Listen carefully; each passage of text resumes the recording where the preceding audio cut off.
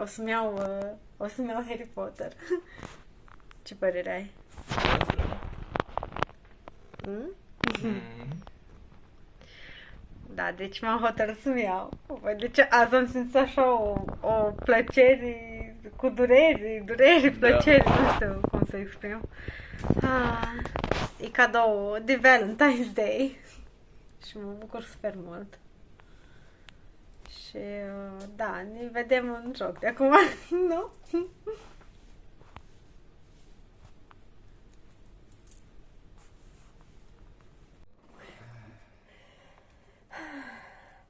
Tu nu cred că înțelegi cât de excited sunt. Da, deci înțeleg. Deci nu, aproape că nu mai am emoții. Știi cum mergeam pe stradă când mă duc să pun banii ca să le iau? Eu, coaie, știu.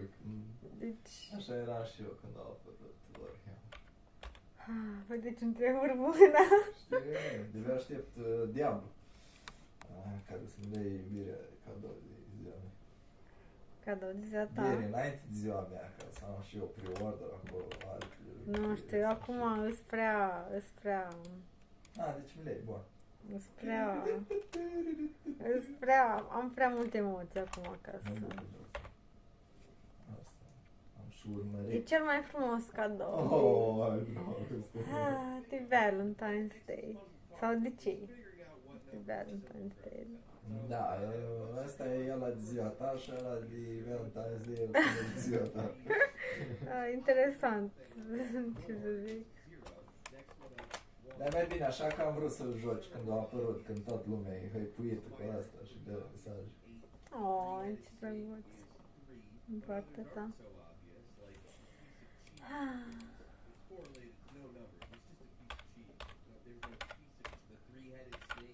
Păi, deci tu știi, am trimis un mail și eram așa stresată înainte de chestia asta și mă duream fel de la faptul că eram stresată și anxioasă, când făceam tot fel de gânduri.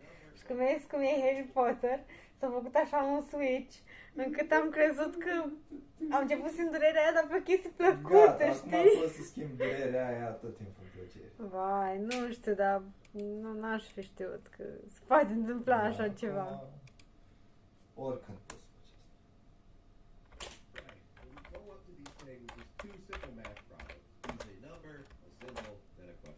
Riddle is to solve X, basically, you need to put the correct number instead of the numbers on the puzzle, add up to the big number.